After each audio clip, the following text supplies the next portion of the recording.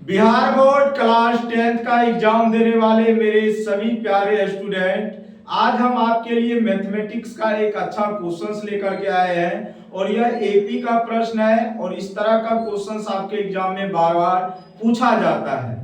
तो किस तरीके से क्वेश्चंस को हम लोग हल करेंगे, क्या होना चाहिए आपका अप्रोच और क्या क्या आपको करने की जरूरत है, हम सभी कुछ इस वीडियो में आपको बताएंगे। और ये क्वेश्चंस जो भी स्टूडेंट 2025 में बिहार बोर्ड मैट्रिक का एग्जाम देने वाले हैं उनके लिए बहुत ही खास होने वाली है, क्योंकि हम लोग बहुत ही आसान तरीके से इस क्वेश्चंस को हल करेंगे एकदम देहाती अंदाज में। आइएगा स्टूडेंट, समझने का प्रयास करते हैं।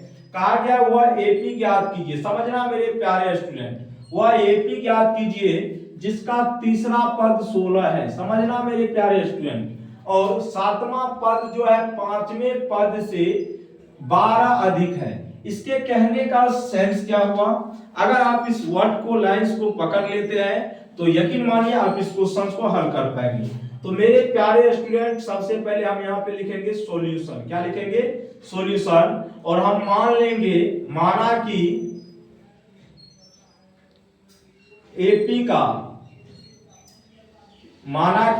का प्रथम पद बराबर ए तथा सार्वंतर डी है। हम मान लेते हैं, कोई दिक्कत, आप कहेंगे सर कोई परेशानी नहीं है, आप बिल्कुल मान सकते हैं, आपको पूरा अधिकार है। अगर स्टूडेंट हमने ये मान लिया, पहला स्टेप काम आपको ये करना है। अब चलते हैं हम दूसरे स्टेप पे। इसने कहा कि उस एपी को ज्ञात कीजिए जिसका तीसरा पद, तो एपी के तीसरे पद को हम किसके द्वारा सूचित करते हैं? T3 द्वारा। और T3 का वैल्यू कितना दिया गया है? 16। कितना दिया गया है? 16। या इसी को हम स्टूडेंट क्या लिख सकते हैं, आपको पता होनी चाहिए। ये T3 जो है, T3 का वैल्यू 16 दिया हुआ है, या T3 को हम लोग क्या लिख सकते हैं? A प्लस कितना डी? 2D। आपको पता होना चाहिए।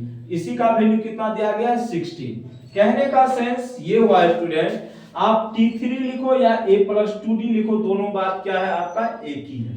आपको पता भी होगा अगर आप क्लास 10th में पढ़ रहे हैं तो। इसको मान लो समीकरण नंबर 1। कितना मान लेंगे स्टूडेंट? 1। उसके बाद कहा गया है सातवां पद पांचवें पद से, मतलब इस एपी का जो सातवां पद है पांचवें पद से कितना अधिक है भैया जी? 12 अधिक है। Any problem? आप कहेंगे सर कोई प्रॉब्लम नहीं है। अब मेरे स्टूडेंट, इसको अगर हम एक स्टेप आगे हल करें तो T7 ये प्लस में, T5 है इधर आएगा, किस में होगा? माइनस में, बराबर में कितना हो जाएगा? 12। और आप सभी जानते हो मेरे प्यारे स्टूडेंट, क्या T7 को हम क्या लिखेंगे? A plus 6D। आप कहेंगे सर बिल्कुल। माइनस T5 को हम क्या लिखेंगे? A प्लस 4D, बराबर कितना हो जाएगा? 12। अब a plus 6d minus a plus 4d, तो इसको हम ऐसे लिखेंगे a प्लस 6d, माइनस से गुना करेंगे तो माइनस a, फिर माइनस प्लस माइनस 4d हो जाएगा, और बराबर में कितना हो जाएगा आपका? 12। कितना हो जाएगा मेरे प्यारे स्टूडेंट? 12। अब यहां से आप हल करेंगे तो प्लस का a माइनस का a तो कट जाना है, 6d में से 4d जाएगा, कितना बचेगा? 2d। 2d का वैल्यू कितना है? 12। d का मान निकालेंगे तो 12/2 कितना हो जाएगा? 6। तो d का मान कितना हो जाएगा स्टूडेंट? 6। ये स्टूडेंट डी का मान निकला। अभी भी जो हमसे पूछा गया है वो नहीं निकला है, लेकिन हम उसको निकाल सकते हैं बेहतरीन तरीके से। हम समीकरण 1 में क्या कर रहे हैं मेरे प्यारे स्टूडेंट? डी का मान रख रहे हैं। समीकरण 1 में किसका मान रख रहे हैं? डी का मान रखने पर। यहां तक तो आप कर सकते हो मेरे प्यारे स्टूडेंट। तो समीकरण 1 कौन सा है मेरे प्यारे स्टूडेंट? a प्लस 2d, बराबर में कितना? 16।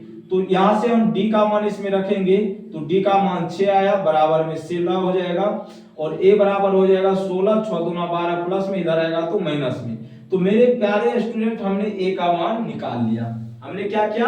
a का मान निकाल लिया। अब क्या करेंगे उसको आप समझिएगा।